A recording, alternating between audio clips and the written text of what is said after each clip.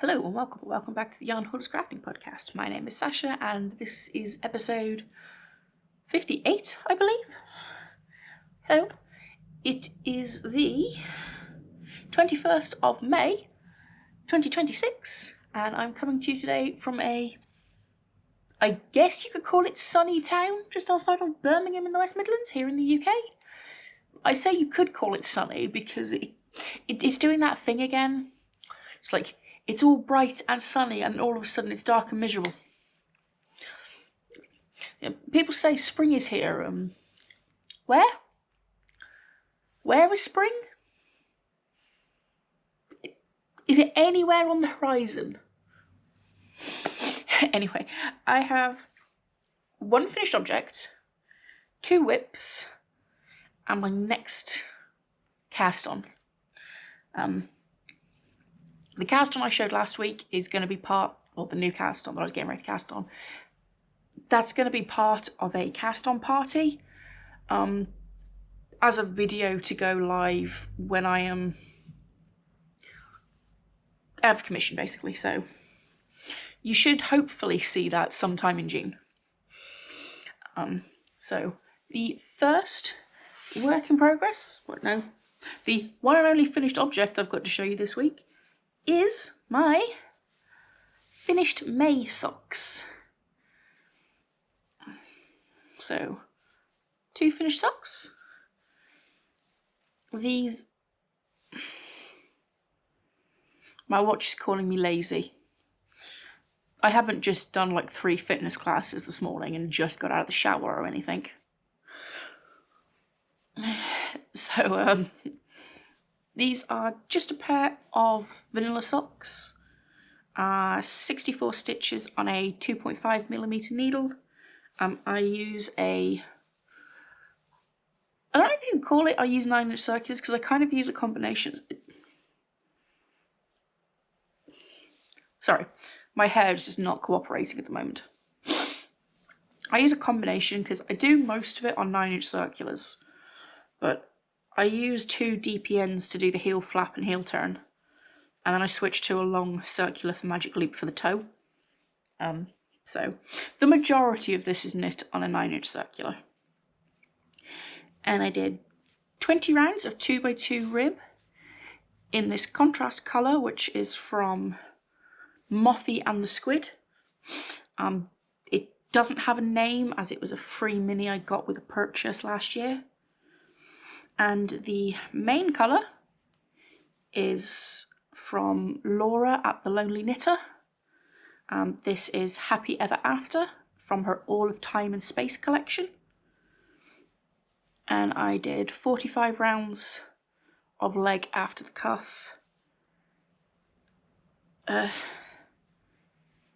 16 repeats of the 2 rows for the slip stitch heel flap, and then gusset and a wedge toe. I do a heel flap and gusset because that's what fits both me and my partner the best. We both have very high arches, which means we need a lot of room between the point of the heel and the top of our instep. Would it be quicker and require less yarn to do a short row heel or an afterthought heel? Yes, probably, but and I don't have an issue with the knitting flat of a heel flap. I started my knitting journey knitting flat, so this is my... So technically I have 2 finished objects for for May so far. One of them is April's Yarn Club, which you would have seen in a previous video, and these. And I do not think I'm going to finish anything else in the month of May. So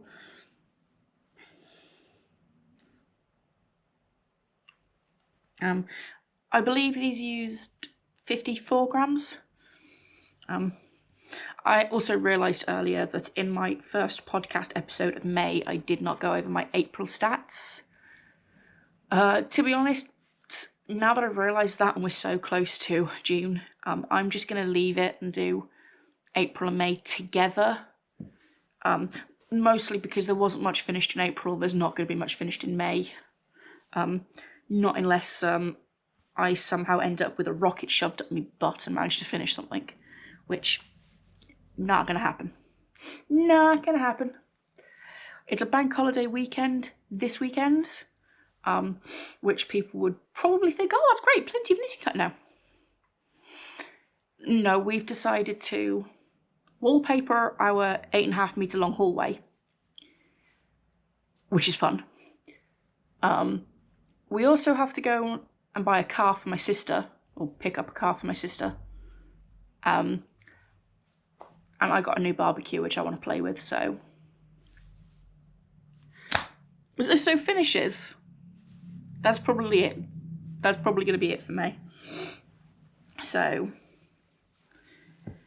and then my 2 works in progress. Would anybody like to hazard a guess what the first one is?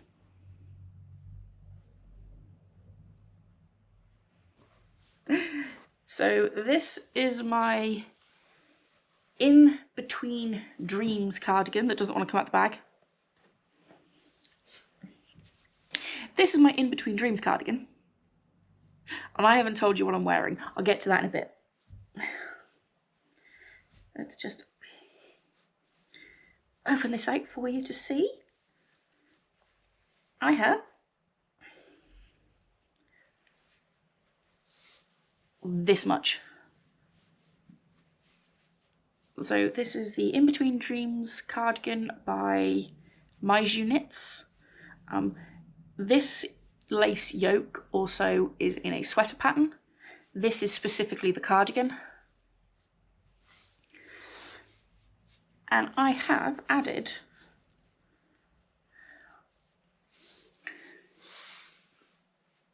from there. So I'd say that's a good 4 or 5 inches. I think I've just about doubled the underarm. However, I have come to the end of this cake of yarn. So after this, when I go back to working on this, I'm going to be starting on the sleeves. I'm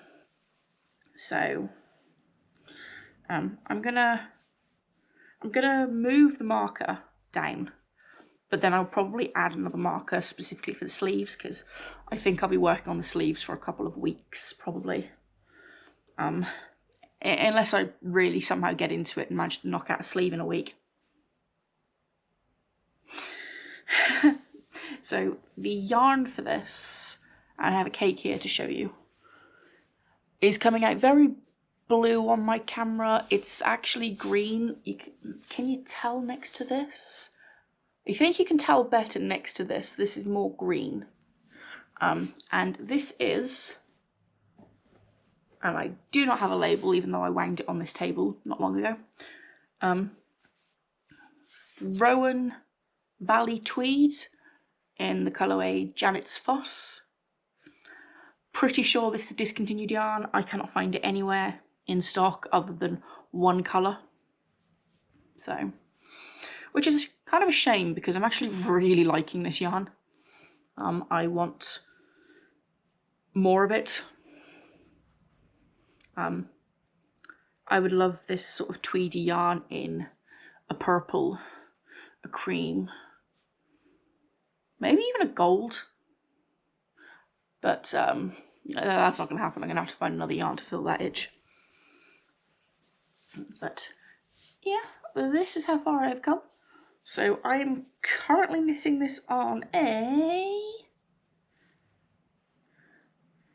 3.75mm needle. The lace yoke was done on a 3.25mm needle.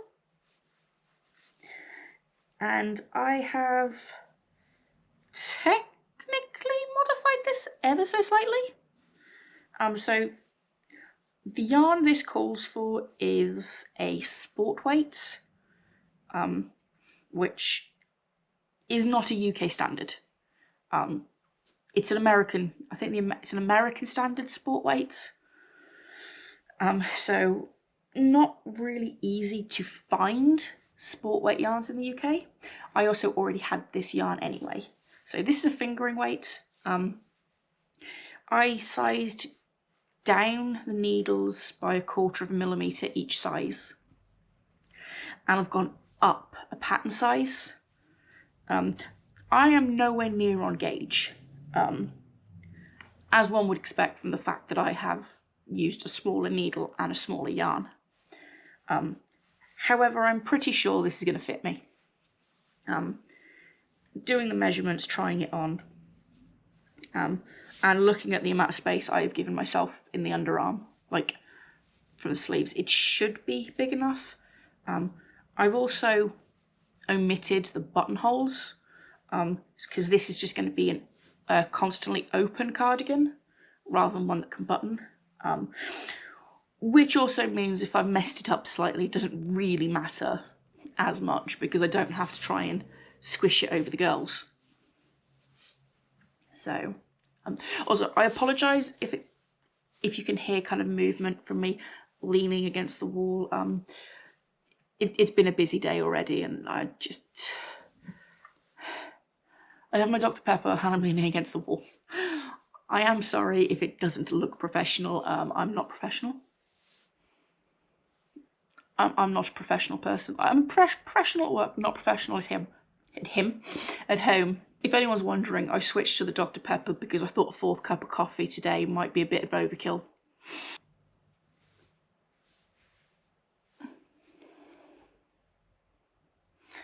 Can you see the lace detail?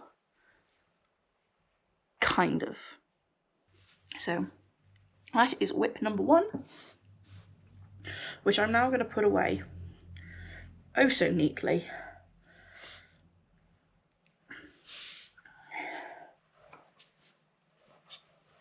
And then I can show you the next whip. My next whip is living in this bag. So this is a Keep On Knitting kitten from West Knits.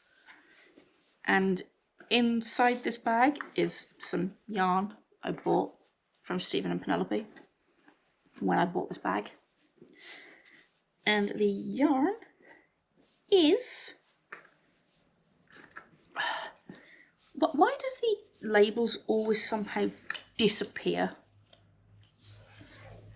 The yarn I'm using for this is by Dark Omen Yarns in the main colour Scuba Dive in their Merino Sock, which is a 75-25 superwash merino nylon. And then the contrasting mini is Rejuvenate, which is a very kind of creamy base with lots of greys and blues and purple and green. That makes it look very neon. It's not actually that neon.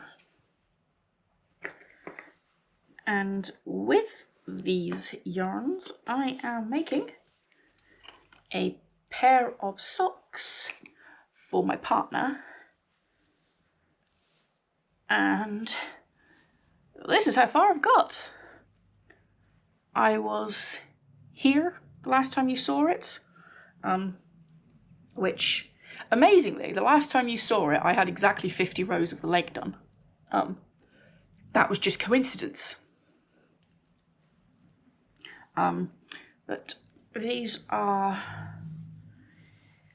72 stitches on a 2.75 millimeter needle, 20 rounds of 2x2 rib, 80 rounds for the leg, and I have started the heel flap. That will be 18 repeats of the slip stitch. So when I say repeats. It's just easier to save. So the right side I do knit one, slip one, or well, slip one, knit one all the way across, and then purl all the way back. Well, I slip one and then purl all the way back, but that's what I mean. It's just easier to say that way. So my partner is loving these. He likes the way they're kind of micro striping and pooling at the same time. He also spends far too much time around me, given he knows what those things are.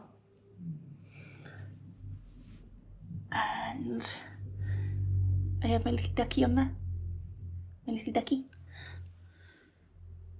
And yeah, these are just simple stockinette, vanilla socks, which I'm just chugging along on. These are now going to become my like main focus socks for June. I don't have the restriction on myself that my June socks have to be started in June or anything. Like, I finished these on the 18th of May. I was not going to wait till the 1st of June to work out what my June socks were going to be. I decided, since I already had some of this knit, I might as well just use these. The goal is 12 pairs of socks in 2026. They don't have to be knit specifically in each month. So that's what I'm going to do. And project-wise, that is everything. I'm now going to show you my next sock cast on for me. I'm basically just going to cast these on just so they're ready to go. Because sometimes these are going to be in the wrong place for me to take out with me. I'm not going to be working on the heel turn if I go for a hospital appointment. So I'm waiting for my operation date. Once I have the date, I have to go in for another blood test around 6 days before. I think you're supposed to go somewhere between 10 and 5 days before the surgery. But for that blood test, you have to basically go to a walk-in, which means I could be there for quite a while waiting. Which is fine, but I need something to work on. So just in case those socks are in the wrong place, I have picked out my next sock cast on for me. And it's going to be this gorgeous skein of yarn. So this is from Fruitful Fusion in the colourway Ryad. I believe it's Ryad. And it's just a 75-25 superwash merino nylon. Fingering weights. In these beautiful rich purpley browns, kind of pastel, almost neon kind of greens, with specks of yellow, pink, and some orange. And I adore this. I love this yarn. I wasn't sure what to make with this when I bought it. It was an impulse buy a couple of years ago, but I've decided I want a nice pair of socks with this. It's very soft and squishy, very nice. So I'm gonna wind this up and get a pair of socks cast on. I've kind of been doing some shorter socks for my last 2 pairs. I think I'm going to go back to a longer leg for these and then do my other 3 pairs, maybe 4 pairs of shorter socks. I might interspace those, but yeah, pretty sure they're going to just be vanilla socks, or I might do like an all over rib. I don't know yet. So yeah, I just want something easy that's like just knits and purls in the round, and I don't want any lace, I don't want cables. Maybe a little bit of texture, but I just need some simple socks. And this poor skein has been sat in stash for nearly 2 years. I probably should use it. We're going to ignore the fact that there's other skeins in my stash that have been there 3 or 4 years. But yeah. And if you heard that click, that was my shoulder. So yeah, there's this. And now I should tell you what I am wearing. And this is technically my partner's cardigan. But since he's in the office today, and I needed something I can throw on and off quickly because of the amount of things I'm doing today, I just chucked this on when I got out of the shower. So this is the Jones cardigan I knit him for Christmas. It is knit in Saddleworth DK, which I think is by Woolly Knits, and the colourway is Kingfisher. Yes, Kingfisher. Warth Yarns. That's the name of the brand, which I think is just a company owned by Woolly Knits. But it is it's the Jones cardigan by Tin Can Knits, and it's just kind of an all-over simple braided cable and double moss stitch with a shawl collar that, even with blocking, still looks a bit lumpy, but and these very nice wooden buttons from Tom Dyson.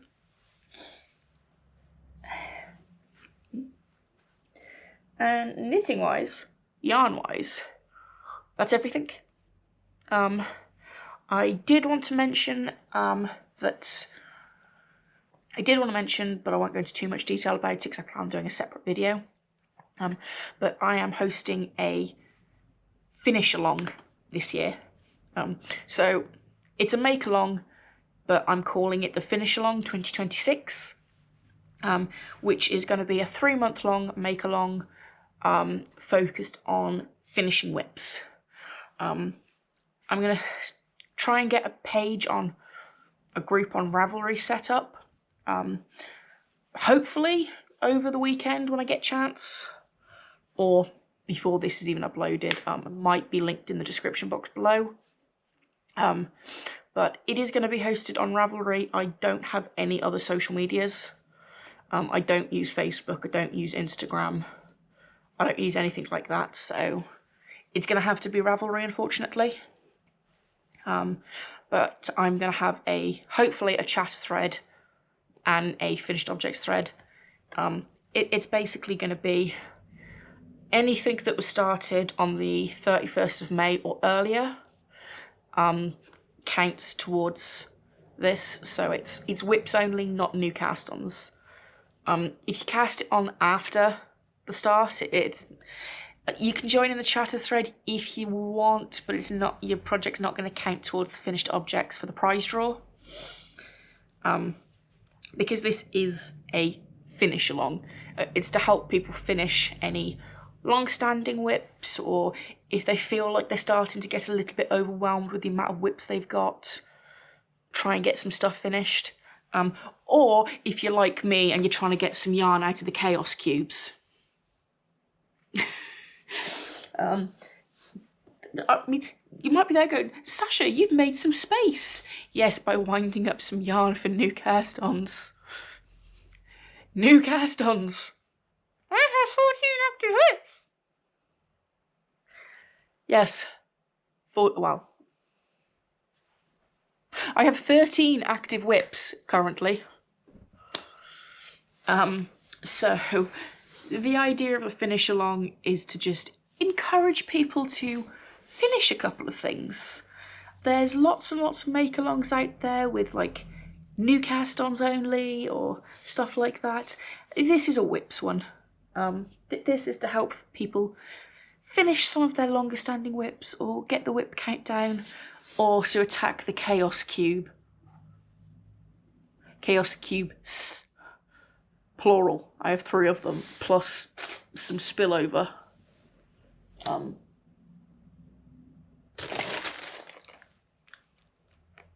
I was going to cast this on. I just remembered. I was originally going to cast on my Mouse Switch yarns.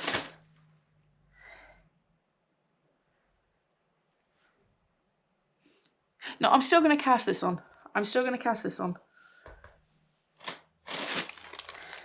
I might also cast this on.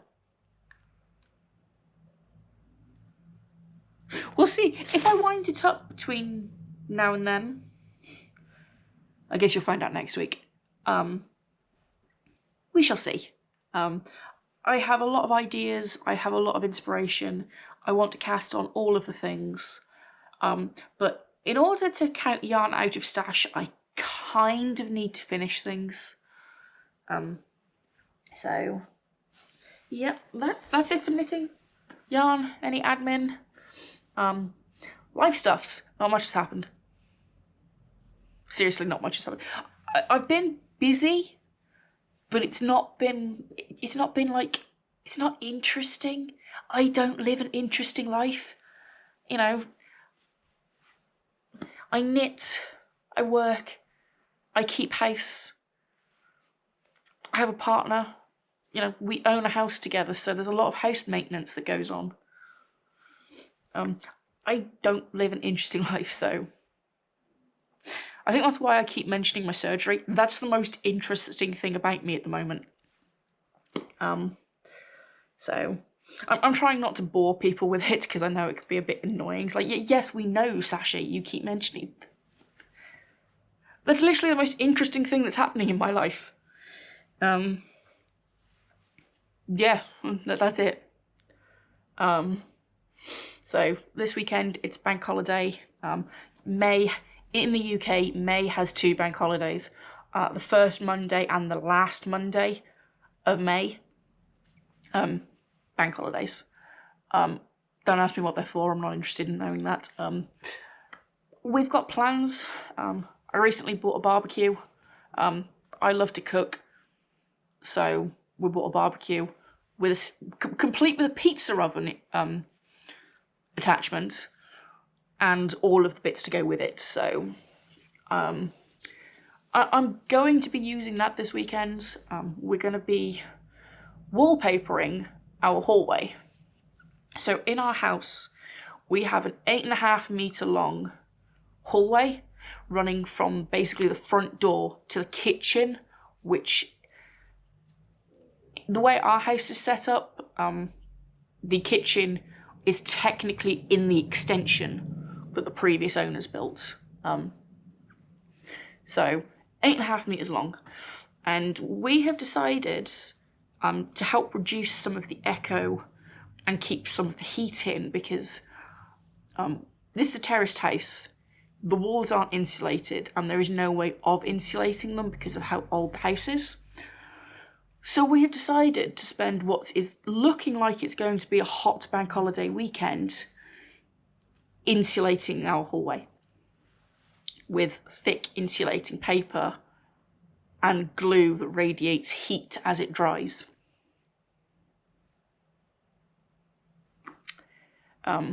And at some point this weekend, I have to go and pick up a car for my sister. Her car, well, she passed her test after me, quite a while after me, but she bought her car before she passed her test because she was determined to buy the car before she passed her test as encouragement to pass the test.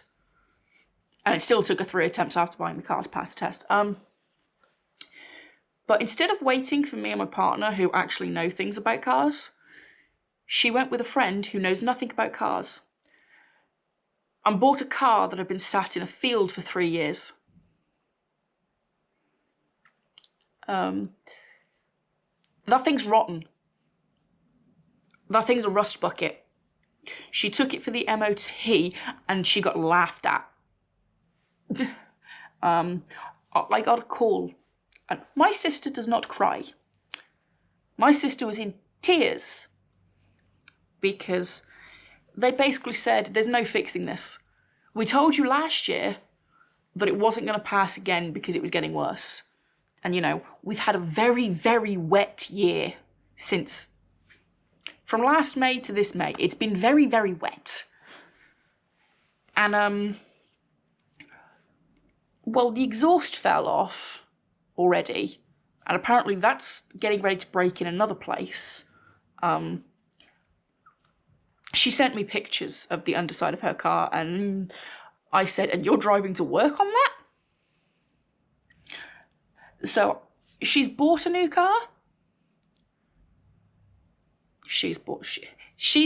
I've bought a new car for her, and she's paying me for it, but she already has paid me for it, but I have to drive it down to her. I first have to go and collect it, but we bought it from a dealership. It's a second-hand used car, but it's from a proper dealership. I basically told them that if they want the price they're asking for it, they at least need to put some decent tyres on it, because all of the tyres are basically bald. And they need to do a couple of other service bits to it, which they agreed to. They said they'd do it all, no extra costs. So that's all sorted. And it comes with a warranty, and I know it's not rusty, and she can now drive to and from work safely. Or at least she can from next Friday after I drop it off to her. So, she's currently having to take the train to work, and she's not happy. But, yeah, so, busy weekend. I'm not going to tell you what car I've got for her, the car she drives, anything like that, because I don't want to dox or otherwise compromise her. So, and when I say I know stuff about cars, don't ask me what engine's in it, but I at least know kind of what to look for. I know to check for rust. I know the warning signs when buying a car. I know the horror stories from all of my friends who have bought rusty cars. And I want my sister to be safe. You know, I love and care for my sister. She needs to be safe. She is my younger sister. I'm not going to go into too much detail other than that. But, yeah, I need to care for her in whatever way I can. So, and other than that, I shall leave this here. It's another short-ish one. And I hope to catch you again soon. Bye, guys.